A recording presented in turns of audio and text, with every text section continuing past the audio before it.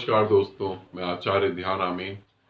और यहाँ जो है साधना से संबंधित आपको कुछ ऐसा बताने जा रहा हूँ जो इस पृथ्वी पर आपको किसी ने कभी नहीं बताया और शायद कभी कोई बताएगा भी नहीं।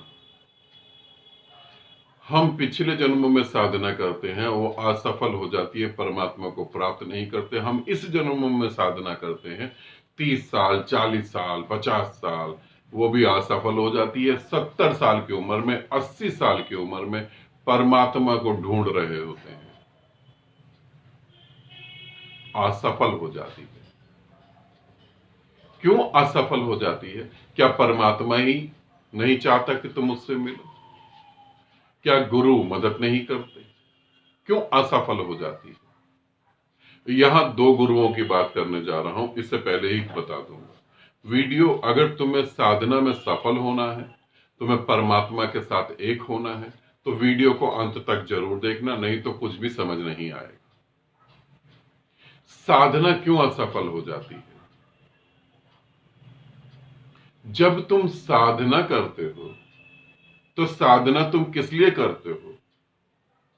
परमात्मा को पाना है? बिल्कुल नहीं। परमात्मा का कोई लेना देना नहीं। तुम्हारे जीवन में दुख है, तुम्हारे जीवन में भय है, तुम डर गए हो, तुम दुखी हो। उन दुखों को मिटाने के लिए तुम्हें कोई ऐसा चाहिए जो उस दुख को मिटा दे। कुछ ऐसा चाहिए जो उस भय को खत्म कर दे। कोई ऐसी मनोदशा जहां भिखारीपन ना हो, जहां प्रेम की भीख ना मांगनी पड़े। इसलिए हम साधना करते हैं। परमात्मा शब्द है, वो परमात्मा है यानी एक शब्द, उसे हम छोड़ देते हैं, इसलिए हम साधना करते हैं। अब समझने की कोशिश करें, दुख कहां पर है? दुख कहां पर है? किस बात का दुख है? किस लिए तुम दुखी हो?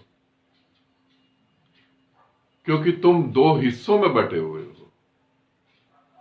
तुम्हारे अंदर तो जीने की इच्छा है कुछ और समाज ने बता दिया तुम्हें कुछ और। अब तुम वो जी नहीं पा रहे जो जीना चाहते हो, और तुम्हें ऐसा समझा दिया गया कि तुम्हें गलत लगता है। तुम जीना भी चाहते हो और तुम्हें लगता है अरे ये तो गलत है, ये तो ठीक नहीं है, और जीना भी तुम्हें है। और तुम दो हिस्सों में बट गए। अब तुम समाज भी देख रहे हो और अपने अंतर्कण को भी देख रहे हो कि मेरे को ऐसे जीना है। ऐसे तो कभी तुम परमात्मा को नहीं पा पाओगे, कितनी ही साधना कर लो,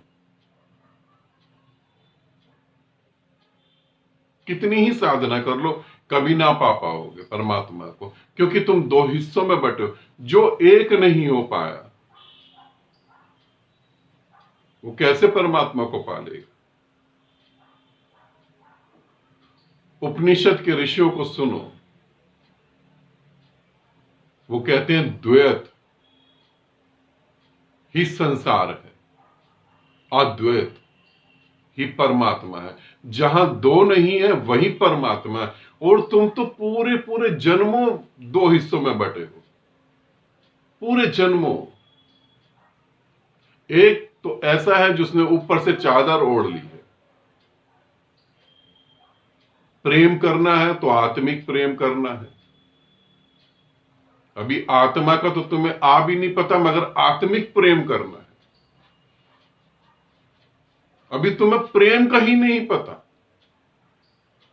अभी पता ही नहीं प्रेम क्या है। अभी तो सिर्फ भोग का पता है। यदि प्रेम का पता होता तो तुम किसी एक व्यक्ति को प्रेम करके तृप्त हो जाते।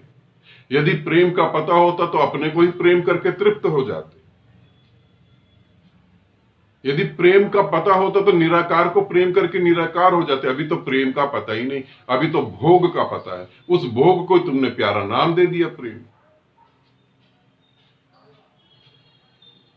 और फिर आत्मिक प्रेम, आत्मिक प्रेम जैसा कुछ भी नहीं होता। अब तुमने ये आत्मिक प्रेम का सिलसिला जो चालू करा, कभी भी तुम अपनी वासना से मुक्त नहीं होगे, क्योंकि तुम ये स्वीकारोगे नहीं कि मेरे अंदर वासना है। एक साधिका मिली मेरे को, ज्यादा नहीं, 20-22 साल की लड़की होगी। वो मुझसे बात कर रही थी, तो उसने बोला कि नहीं, मैं तो ब्रह्मचर्य साधती हूं, काम वासना मेरे अंदर है ही नहीं, काम वासना से मैं बहुत दूर हूं, कभी काम वासना उठी नहीं। मैं देखते ही समझ गया था उसकी जिंदगी में जहर घोल दिया किसी संस्था ने।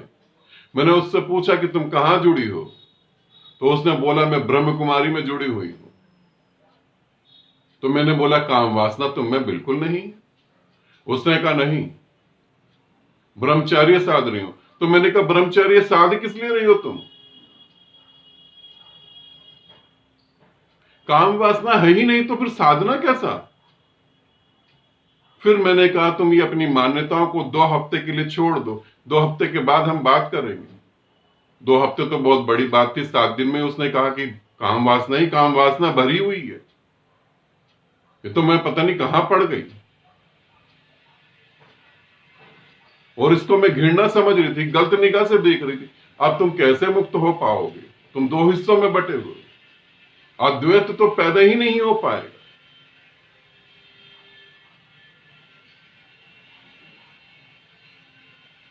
दो हिस्से में बटे हैं, एक तो हो ही नहीं पाओगे, फिर कैसे परमात्मा को पा लोगे तुम। शादी हो गई है, पति है, 10 साल बीत गए, 20 साल बीत गए, अब पति से प्रेम नहीं है, अब पत्नी से प्रेम नहीं है।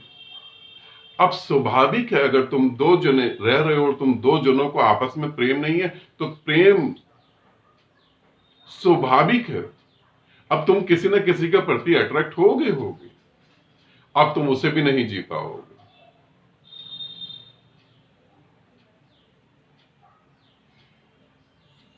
फिर तुम क्या करोगे। ऐसी स्थिति में तुम मुक्त हो पाओगे, खुद ही तुम अपने से पूछो, क्या ऐसी स्थिति में तुम मुक्त हो पाओगे।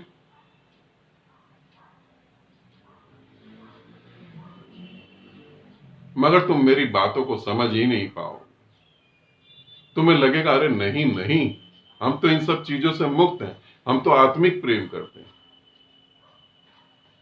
तुम समझ ही नहीं पाओगे। तुम थोड़ा सा ध्यान से सोचो, समाज ने जो तुम्हें नियम बता दिए, समाज ने जो तुम्हें बातें बता दी, समाज ने जो तुम्हें संस्कार दे दिए हैं, इन्हीं संस्कारों को छोड़कर कोई परम ज्ञान को उपलब्ध होता है। तुम्हें बड़ी बड़ी बातें समझाकर बुद्धू बना दिया। नई नई शादी हुई है, साल भर बीता है, बस तुम्हें बताया साल भर बीता है, संन्यास नहीं ले सकते भाई। अरे शादी करके लाए हो, एक बच्चा पैदा हो गया, तुम्हें बता दिया गया कि बच्चा पैदा हो गया, बच्चे की जिम्मेवारी तो तुम्हारी है, बच्चे को छोड़ के तुम कैसे संन्यास लोगे। बच्चे को छोड़ के घर नहीं जा सकते, बच्चे को छोड़ना, घर को छोड़ना और जंगल चले जाना और साधना करना, अरे ये तो पाप है। क्या यही पाप बुद्ध ने नहीं करा अपने जीवन में। एक दिन के बच्चे की शक्ल भी नहीं देखी थी, आज तुम बुद्ध को पूज रहे हो। बुद्ध को दिखा मरा हुआ व्यक्ति, बुद्ध ने कहा ये मेरा बच्चा भी तो मरेगा। तुम्हारे सारे नियम सिद्धांत बुद्ध ने छोड़ दिए, अच्छा ही छोड़ दिए, तभी वो बुद्ध हो पाए। नहीं सिद्धार्थ हुआ था, सिद्धार्थ ही मर जाता।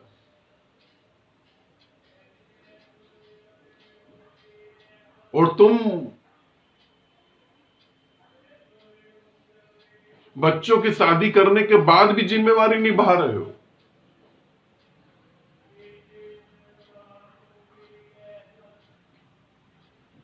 मीरा हो गई पागल प्रेम में, बिल्कुल।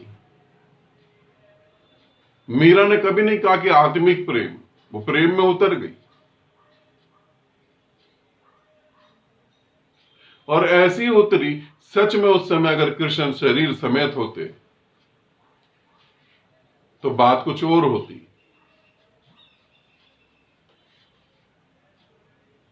तब वो काम वासना को भी भोगते, बच्चे भी पैदा करते।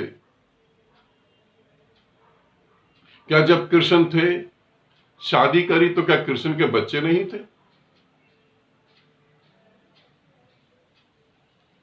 थोड़ा समझने की कोशिश करो, तुम दो हिस्सों में बटे हो।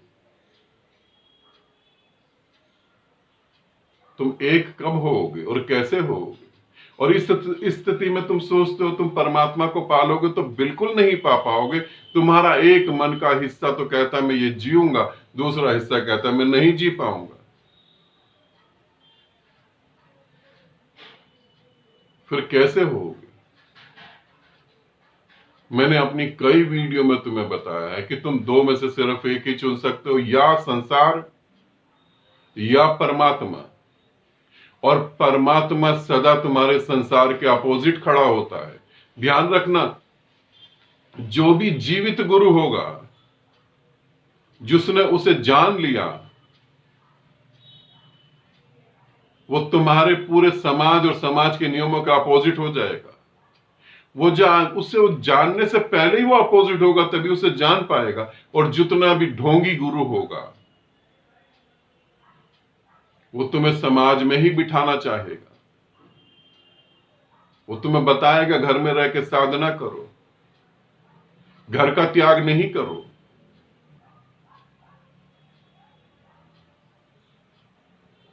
घर परिवार वासना और अहंकार के कारण जुड़ा हुआ है। तुम अपने घर परिवार में रहो और किसी के अहंकार की तृप्ति ना करो। धक्के देके निकाल दिए जाओगे 2 घंटे के अंदर ही। तुम्हारे घर में पता लग जाए कि तुम्हारी खोपड़ी में क्या चल रहा है, तुम्हें धक्का दे देंगे घर से बाहर। सब रिश्ते झूठ पे टिके हुए हैं। मगर ये तुम्हारा गुरु तुम्हें बता दे सब रिश्ते झूठ पे टिके हुए हैं, तो तुम उसकी पूजा करोगे, उसके आश्रम में जाओगे, गालियां दोगे तुम उसे। झूठ के इतने आदी हो गए हो, सत्य हजम ही नहीं हो पाएगा। ये ऐसे ही हुआ जैसे एक बच्चा पैदा हुआ, उसे जेल खाने में बंद कर दिया। 40-50 साल की उम्र हो गई, 50 साल की उम्र के बाद उसे कहा जाओ बाहर जाओ, अब जिंदगी जियो। वो तो रोने लगेगा, गिड़गिड़ाने लगेगा, वो कहेगा मुझे कहां फेंक रहे हो, जेल में रखो मुझे। अरे यही तो जिंदगी है, वही दशा तुम्हारी है। खामा खाई बेकार में परमात्मा परमात्मा चिल्ला रहे हो तुम, कुछ भी नहीं है, अपने को धोखा दे रहे हो। यदि सच में तुम्हें परमात्मा चाहिए, यदि सच में तुम सत्य के साथ खड़े हो सकते हो, तो पहला कदम तो यही होगा, जहां तुम हो वहां से हट जाओगे। पहला कदम तो यही होगा, जहां तुम हो वहां से तुम हट जाओगे, क्योंकि जहां तुम हो वहां असत्य है। ध्यान रखना, जहां तुम हो वहां असत्य है। तुम मुझे क्यों सुन रहे हो? तुम मुझसे क्यों मिल रहे हो? तुम क्यों चाहते हो कि मैं तुम्हारे घर आऊं? तुम क्यों चाहते हो कि मैं तुमसे बात करूं? जरूर तुम जहां हो वहां कंफर्ट तो नहीं होगे ना। अगर तुम कंफर्ट होते, सुखी होते अपने जीवन में, तो तुम मेरे तरफ देखते ही नहीं, मुझे सुनते ही नहीं। क्यों तुम बुद्ध को पढ़ रहे हो? क्यों तुम गीता पढ़ रहे हो? क्यों तुम मंदिरों में, चर्चों में, गुरुद्वारों में, मस्जिदों में जा रहे हो? क्यों जा रहे हो तुम? किस लिए? क्या है वहां पर? तुम अपने से संतुष्ट नहीं हो। तुम जो हो उसे स्वीकार नहीं कर रहे। तुम अधूरे हो। और जब तक इन बातों को तुम नहीं समझोगे, तुम कितनी भी साधना कर लो, जब तक तुम जियोगे नहीं, तब तक तो तुम मुक्त होने से रहे। जब तक नहीं जियोगे तब तक मुक्त नहीं होगे। क्योंकि मुक्त तुम्हें किससे होना है, ये तो थोड़ा सोचो। तुम्हें मुक्त उससे होना है जो तुम्हारे अंदर है। वासनाएं। तुम्हारा दुख क्या है कि तुम जो जीना चाहते हो वो तुम्हें जीने नहीं दिया जा रहा। यदि एक स्त्री को कहा जाए कि तुम्हें छूट है, जितने मर्जी पुरुषों को प्रेम करो, तुम छूट है, जाओ, अरे क्या करोगे? तुम जितना भी भोगना भोग लो। एक आदमी को कहा जाए कि तू भोग जितना भोग सकता है, भोगता रह, तू भोगते भोगते मर जा, तू भोग जा। तुम्हें पता है वो ज्यादा भोग भी नहीं पाएगा, उसे ज्यादा भोगने में मूर्खता दिखाई देगी।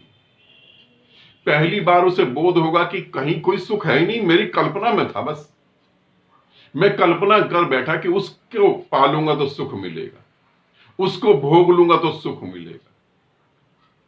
मात्र मेरी कल्पना में सुख था, सुख तो कहीं भी नहीं है।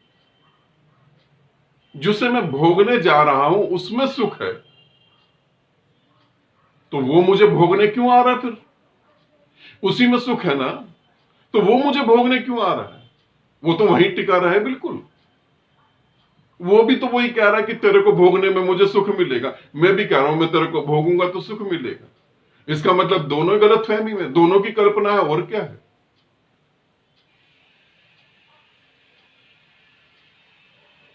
अनंत अनंत कोशिश करो, अनंत अनंत जन्म धक्के खाओ, अनंत अनंत जन्म गुरु के पांव दबाओ, अनंत जन्मों आश्रम में दान दो, अपना जीवन बर्बाद करो, अपने जन्म बर्बाद करो। तुम इस बात को नहीं समझोगे तो मुक्त कभी नहीं हो सकते। और ध्यान रखना, गुरु होगा, यदि वो सच में परमात्मा होगा तो वो तुम्हारे को चोट करेगा, वो तुम्हें तोड़ेगा, वो तुम्हें मारेगा। क्यों? करुणा के कारण, प्रेम के कारण। और तुम अहंकारी होगे, एक डांट में तुम भाग जाओगे, बिल्कुल, यह भी ध्यान रखना, एक एक डांट में तुम भाग जाओगे। और यदि तुम समर्पित होगे तो हजारों थप्पड़ खाने के बाद भी तुम नहीं भागोगे। बुल्ले शाह गुरु के पास गए, गुरु ने दरवाजा बंद कर दिया था, नाचने लगे। कबीर गुरु के पास गए, लेट गए थे, पता था इन्हीं सीढ़ियों से ऊपर चढ़ेगा गुरु। गुरु का पांव कबीर के सर पे पड़ गया था, मुक्ति को प्राप्त हो गए। और जो गुरु नहीं होगा वो तुम्हें कहेगा ये साधना करो तुम्हें धन मिल जाएगा। अरे धन तुम शमशान घाट के आगे लेके जाओगे क्या? जो गुरु तुम्हें कह रहा है ये साधना करो धन मिल जाएगा, वो भी धन शमशान घाट के आगे नहीं ले जाएगा। मगर मूर्ख बुद्धि उससे आगे सोच नहीं सकती। ढोंगी गुरु होगा तो वो ये कहेगा कि तुम अस्तित्व से जो मांगो वो तुम्हें मिल जाएगा, शक्तियां तुम्हें फॉलो करेंगी, सिद्धियां तुम्हारे पास आ जाएंगी। ये तुम्हारी रिद्धि सिद्धि सब शमशान घाट में रह जाती है, सब रह जाएगी। जो सच में परमात्मा होगा वो तुम्हें कहेगा कि पूरी पृथ्वी आग की लपटों में जल रही है, उस लपटों में तुम्हारा शरीर जल रहा है। जिस शरीर को तुमने पाया अमृत पाने के लिए, वो शरीर राख हो रहा है। कब तुम्हारी सांसें रुक जाएंगी उससे पहले तुम जानो। थोड़ा समझो बातों को, मूर्ख बनकर जीवन को नहीं जियो। आनंदित रहो, सदा खुश रहो। बहुत बहुत प्रेम आप सभी को।